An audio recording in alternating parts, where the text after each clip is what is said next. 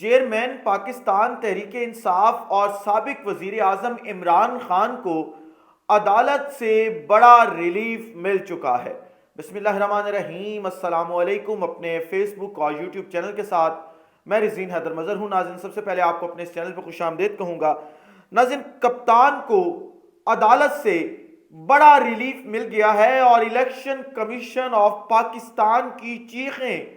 ساتویں آسمان تک سنائی دے رہی ہیں، اور ساتھ ہی ساتھ آج سپریم کورٹ آف پاکستان میں شہید ارشد شریف کی بیوہ نے بھی نیا پنڈورا باکس کھول دیا ہے۔ اس حوالے سے بھی آپ کو اس ویڈیو میں آگاہ کرنا ہے۔ اور پھر جو عمران خان پر حملے کا مرکزی ملزم نوید تھا جو گرفتار ہوا ہے،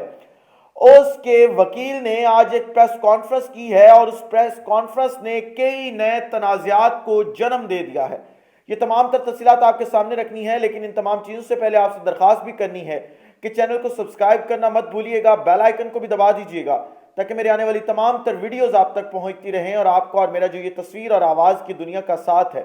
یہ برقرار رہ سکے۔ ناظرین، عمران خان کو نااہل کرنے یا چیئرمین شپ سے ہٹانے یا گرفتار کرنے کی جو کوشش ہے،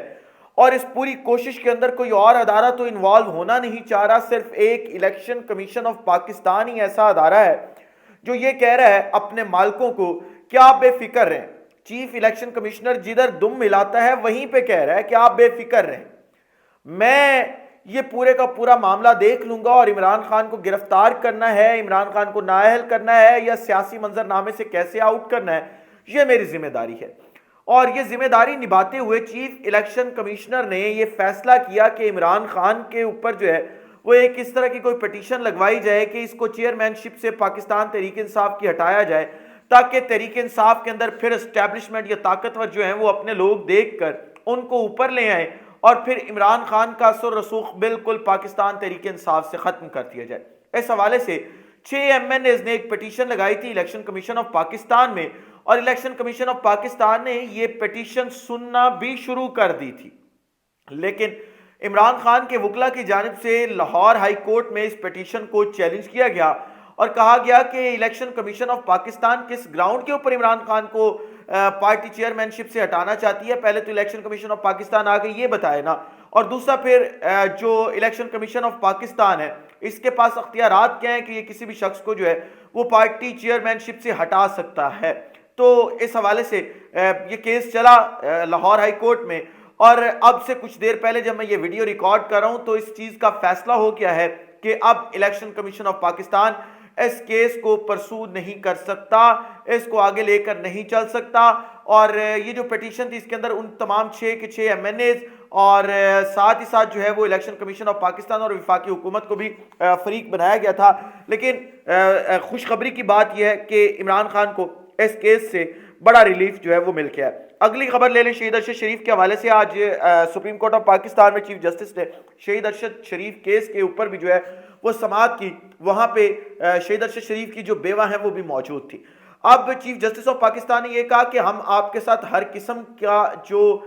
کمپرومائز ہے وہ کرنے کو تیار ہیں، آپ کو جس قسم کی امداد چاہیے ہم آپ کی وہ مدد کرنے کو تیار ہیں، اور ہم اس کیس کو اس کے منطقی انجام تک جو ہے وہ پہنچانا چاہتے ہیں۔ جس کے اوپر شہید ارشد شریف کی بیوہ نے یہ کہا کہ مجھے اس JIT کے اوپر جو ہے وہ یقین نہیں ہے۔ اس کی بڑی وجہ یہ ہے کہ جو افسران اس کے اندر کام کر رہے ہیں ان کے ہی سپیریئر آفیسرز جو ہیں، ان کے اوپر والے آفیسرز جو ہیں وہ اداروں کے سربراہان ہیں اور ساتھ وہ ملزمان بھی ہیں، تو میں یہ نہیں سمجھتی کہ ان کے ہوتے ہوئے ان کے جونیئرز جو افسران ہیں یہ بہتر طریقے سے کام کر سکے۔ اس کے اوپر چیف جسٹس آف پاکستان نے کہا کہ آپ بتائیں آپ کیا کروانا چاہتی ہیں، آپ کی کیا خواہش ہے۔ تو وہاں پہ چیف جسٹس آف پاکستان کے سامنے شہید ارشد شریف کی بیوہ جو ہیں انہوں نے یہ استدعا کی کہ آپ 2 ممبران جو اس JIT کے اندر ہیں ان کے اوپر ہمیں یقین نہیں ہے، اعتماد نہیں ہے، اور ہمیں یہ لگتا ہے کہ یہ کیس پورے کا پورا خراب کریں گے، تو آپ ان کی جگہ جو ہے وہ کوئی اور افسران لگا دیں یا کسی اور ادارے سے لگا دیں۔ ان 2 افسران کو ہم جو ہے وہ JIT کے اندر نہیں رکھوانا چاہتے، اور ہم یہ چاہتے ہیں کہ ان کی جگہ پہ جو ہے وہ کوئی اور افسران ہیں۔ پھر اگلی خبر لے لیں، اور اس خبر کا تعلق بھی عمران خان کے جو قتل کا کیس تھا، یا آپ یہ کہہ لیں کہ ان کے اوپر قاتلانہ حملے کا جو کیس تھا اس حوالے سے تھا۔ میں نے کل رات آپ کے سامنے جو پنجاب کے اندر JIT بنائی گئی تھی اس کی تمام کی تمام رپورٹ جو ہے وہ پیش کی. آج جو ملزم نوید تھا اس کے کیس کی بھی سماعت تھی عدالت کے اندر. وہاں پہ نوید کا جو وکیل تھا وہ پیش ہوا اور اس نے جج صاحب کو کہا کہ جو فواد چودھری صاحب ہیں ان کی پریس کانفرنس کے بعد آدھے سے زیادہ کیس تو ختم ہو گیا کہ نوید جو ہے وہ کسی بھی طریقے سے کسی جو اس کے اوپر سیکشنز لگائے گئے ان میں ملوث نہیں ہے. خاص طور پہ جو 302 ہے اس میں نوید ملوث نہیں ہے کیونکہ نوید کی گولی سے تو جو ہے وہ کسی کی ڈیتھ ہوئی نہیں ہے. تو پورے کا پورا معاملہ فواد چودھری صاحب نے جو ہے وہ کلیئر کر دیا. لیکن اس پورے کے پورے معاملے میں سب سے آج انٹرسٹنگ چیز کیا تھی؟ وہ انٹرسٹنگ چیز یہ تھی کہ ملزم نوید کے جو وکیل ہے اس نے جو آج پریس کانفرنس کی ہے اس کو PTV نے براہ راست دکھایا ہے. اب یہ سوالیہ نشان ہے پاکستان ٹیلی ویژن پر کہ کس کے کہنے پر ملزم نوید کے وکیل کی وہ پریس کانفرنس براہ راست نشر کی گئی